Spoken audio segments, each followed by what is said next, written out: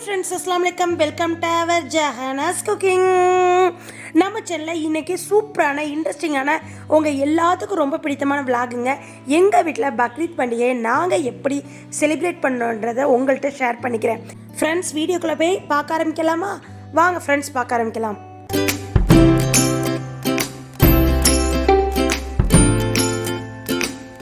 Friends, நான் ஏற்கனவே Bakrid preparation vlog போட்டிருந்தேன்.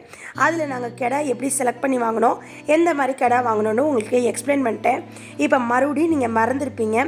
இப்போ ரீப்ளேஸ் பண்ணுறேன். பக்ரீத் முடிஞ்சு 3 நாள் ஆச்சு. பக்ரீத் எப்போவுமே பக்ரீத்லேருந்து 3 நாள் வரையும் கொண்டாடுவாங்க. இன்றைக்கியும் கொடுக்கலாம், நாளைக்கும் கொடுக்கலாம். ஆக்சுவலாக பக்ரீத் 17னா 17 கொடுக்கலாம், 16 கொடுக்கலாம், 18 கொடுப்போம். எப்போவுமே கெடா கொடுக்குறது 17 பக்ரீத் அன்னைக்கு கொடுப்பாங்க. அடுத்தடுத்து கூட்டு குர்பானியில் சேர்றவங்களாம் மாட்டுக்கறி அறுக்கிறதெல்லாம் எப்போ அறுப்பாங்கன்னா அடுத்தடுத்த நாளில் அறுப்பாங்க. இப்போ நம்ம வீட்டில் புக் பண்ண அதே கெடா தான். நாங்கள் கொஞ்சம் ரொம்பவே எதிர்பார்த்தோம், கிலோ கொஞ்சம் கூடியிருக்குன்னு. ஆனால் ஏற்கனவே பார்த்ததை விட 3 கிலோலேருந்து 4 கிலோ கம்மியாக தாங்க இருந்துச்சு. ஏன்னா வத்தி போய் தாங்க இருந்துச்சு. இப்போ நாங்கள் நடந்து போனோம். அவங்க கெடாவை வீட்டு வாசலில் நிறுத்திட்டு போயிட்டாங்க. ஃப்ரெண்ட்ஸ் பாருங்கள், நம்ம வீட்டில் இன்றைக்கி பக்ரீத் பண்டிகை கொடுக்குறதுக்கு கெடா நிப்பாட்டிட்டு எங்கள் டாடி குளித்து கிளம்பிட்டு ரிஷானு அவங்க டாடி எல்லாமே பள்ளியாசலுக்கு தொழுக கிளம்பிட்டாங்க. தொழுதுட்டு வர்றப்ப அவங்களுக்கு ஆலாத்தி எடுக்கணும். ஃப்ரெண்ட்ஸ் பாருங்கள், வீட்டு வாசலில் வெளியில் நின்றது நம்ம வீட்டில் ஏறி நம்ம வீட்டுக்குள்ளே நிற்கிது கெடா.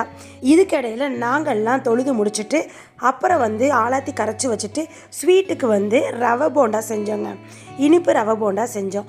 அது செஞ்சுக்கிட்டு இருக்கப்போ இன்னொரு சைடாக எங்கள் மம்மி காரத்துக்கு என்ன ப்ரிப்பரேஷன் பண்ணுறாங்கன்னா உளுந்த வடை ப்ரிப்பரேஷன் பண்ணுறாங்க. என்னோடய ஹஸ்பண்டுக்கு டாடிக்கு எப்போவுமே உளுந்த வடை பிடிக்கும். நம்ம வீட்டில் எண்ணெய் சட்டி வைக்கணுங்கிறக்காண்டி இனிப்பில் போண்டாவும் வடையும் செஞ்சோம். அப்புறம் சிக்கன் கிரேவி மார்னிங் ஏற்கனவே நேற்றே சிக்கன் 65 எல்லாம் ரெடி பண்ணி வச்சுருந்தாங்க.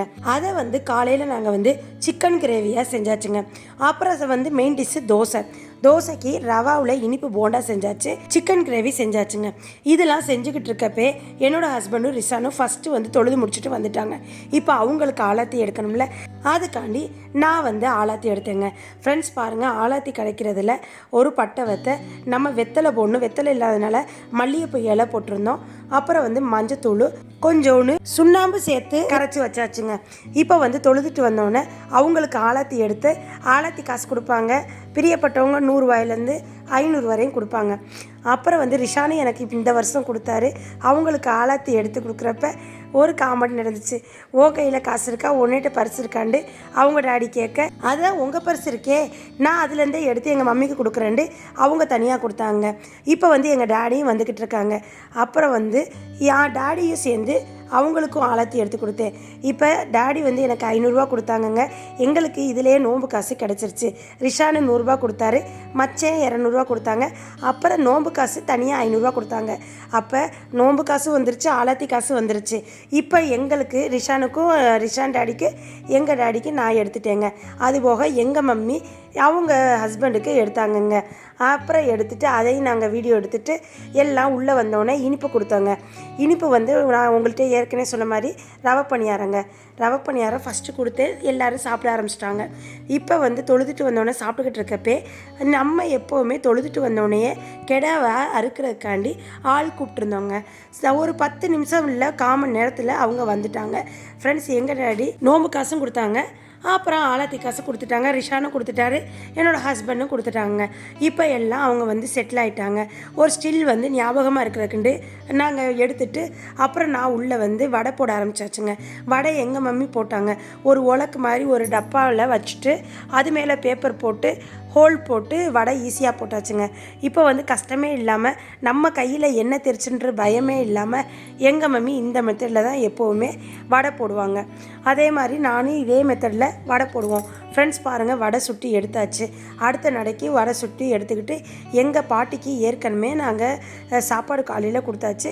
என்னோடய ஹஸ்பண்டு ரிஷானு அப்புறம் எங்கள் டாடிக்கு ஃபஸ்ட்டு சாப்பாடு வச்சாச்சுங்க. வடை, அப்புறம் வீட்டிலேயே அரைச்ச சட்னி, அப்புறம் ரவை போண்டா, இது போக தோசை, சிக்கன் கிரேவிங்க. எல்லாம் எடுத்து வச்சு கொடுத்துட்டு சாப்பிட்டு முடிச்சாச்சுங்க. இப்போ காலை சாப்பாடு நம்மளுக்கு எல்லாமே முடிஞ்சிருச்சு. இப்போ மதிய சாப்பாடுக்கு நம்ம வந்து எப்போவுமே பக்ரீத்தினாலே லேட்டாக தான் ஆகும். போன வருஷம் பக்ரீத்துக்கு தொப்பி வாப்பாவை ஓப்பன் பண்ணியிருந்தாங்க, அதனால் அவங்கள்ட்டே ஆர்டர் கொடுத்து வாங்கியாச்சு. இப்போ இந்த வருஷம் எங்கள் வீட்டில் தான் நாங்கள் கெடா கொடுக்குறதுனால முதல்ல இங்கே மதுரைக்கு வந்து இதுதான் ஃபஸ்ட் டைம் நாங்கள் கெடா கொடுக்குறோங்க ஃப்ரெண்ட்ஸ். இனி அடுத்தடுத்த வருஷம் நாங்கள் கொடுக்க ஆரம்பிச்சிருவோம். இதுவரை நாங்கள் கூட்டு குர்பானியில் தான் கொடுத்துக்கிட்டு இருந்தோம். இனிமேல் நாங்கள் செப்பரேட்டாக தனியாக கொடுத்துடலாண்டு இந்த வருஷத்துலேருந்து ஆரம்பிச்சிடும். எங்கள் டேடி அப்புறம் ரிஷானு என்னோடய ஹஸ்பண்ட் எல்லாம் சாப்பிட ஆரம்பிச்சிட்டாங்க ஃப்ரெண்ட்ஸ். எங்களோட Bakrid special morning breakfast recipe இது தாங்க. தோசை, தேங்காய் சட்னி, ரவை போண்டா, அப்புறம் வந்து உளுந்த வடை. இப்போ வந்து கெடா அறுக்கிறதுக்கு ஆள் வந்துட்டாங்க. கெடா அறுக்கிறதுக்கு முன்னாடி ஃபஸ்ட்டு வந்து பின்னங்காலை வந்து லைட்டாக கட்டிடுவாங்க. அப்புறம் வந்து நம்ம வீட்டு வாசலில் பக்கத்தில் ஒரு குழி மாதிரி தோண்டுவாங்க. அந்த குழிக்குள்ளே தான் பிளட்டை வந்து உள்ளே விடுவாங்க. விட்டதுக்கப்புறம் நல்லா மண்ணை போட்டுட்டு அதுக்கு மேலே ஒரு கல் வச்சுருவாங்க. ஏன்னா வேறு எதுவும் பிராணிலாம் வந்து தோண்டிடக்கூடாதுன்ட்டு கல்லை வச்சு மூடிடுவாங்க ஃப்ரெண்ட்ஸ். பாருங்கள், அந்த குழிக்கு நேராக ஆட்டை வச்சதுக்கப்புறம் ஃபஸ்ட்டு வந்து தண்ணி கொடுப்பாங்க. தண்ணி கொடுத்து அறுக்கிறப்ப நாங்கள் பக்கத்துலேயே நிற்கலை. ரிஷான் மட்டும்தான் ஆட்டுக்கு வந்து தண்ணி கொடுத்தாங்க. கெடாவுக்கு தண்ணி கொடுத்ததுக்கப்புறம் நான் வந்து உள்ளே போயிட்டேங்க. அதுக்குள்ளாட்டி நம்மளுக்கு நம்ம வீட்டில் குர்பானி கொடுத்து முடிச்சாச்சுங்க ஃப்ரெண்ட்ஸ். பாருங்கள், குர்பானி கொடுத்தாச்சு. கொடுத்ததுக்கப்புறம் அந்த கறி அறுக்கிறவங்க கறியெல்லாம் அந்த தோல்லாம் உரித்ததுக்கப்புறம் தோலை வந்து நாங்கள் பள்ளியாசலுக்கு கொடுத்துருவோங்க. தோலை இருக்கட்டும், அப்புறம் ஒரு பங்கு. இந்த குர்பானி வந்து 3 பங்கு கொடுக்கணுங்க. அந்த 3 பங்கில் ஒரு பங்கு நம்ம வீட்டுக்கும், மறு பங்கு ஃப்ரெண்ட்ஸுங்களுக்கும், பக்கத்தில் உள்ள சொந்த பந்தத்துக்கும், ஒரு பங்கு ஏழைங்களுக்கும் கொடுக்கணுங்க. இந்த ரூல்ஸில் தான் நம்ம நபி ஸல்லல்லாஹு அலைஹி வஸல்லம் அவர்கள் காலத்துலேருந்து நம்ம ஃபாலோ பண்ணி வர்றதுங்க. இப்போ வந்து இந்த குர்பானி கொடுக்குறதுக்கு முன்னாடி ஆடை வந்து அது கால் எடுத்து இந்த மாதிரி கட்டிட்டு தோல் உரிப்பாங்க. தோல் உரித்ததுக்கப்புறம் இந்த அண்ணன் வந்து எல்லாம் முடிச்சுட்டு போயிட்டாங்க. இன்னொரு அண்ணன் வந்து கட்டையை எடுத்துகிட்டு வந்து கறியெல்லாம் கட் பண்ணாங்க. கறி கட் பண்ணி மொத்தமாக வச்சுட்டாங்க. அதுக்கப்புறம் நானும் எங்கள் டேடி எல்லோரும் சேர்ந்து தான் 3 பங்காக போட்டோங்க. ஃபஸ்ட்டு அந்த கறி வந்து எவ்வளோ இருக்குதுன்னா 17லேருந்து 18 கிலோக்குள்ளே இருந்துச்சு. ஆனால் அவங்க என்ன சொன்னாங்கன்னா 22லேருந்து 25க்குள்ளே இருக்குன்னாங்க. ஆனால் எங்களுக்கு அந்த மாதிரி இல்லை ஃப்ரெண்ட்ஸ். இப்போ வந்து தோலை உரிச்சிட்டாங்க. இப்போ இன்னொரு ஆள் வந்து கட்டையை எடுத்துகிட்டு வந்துட்டாங்க. இப்போ இந்த கறியை வந்து ஒன்று சொன்னாப்பில் வெட்டி ஒரு சட்டியில் போட்டு தந்துடுவாங்க.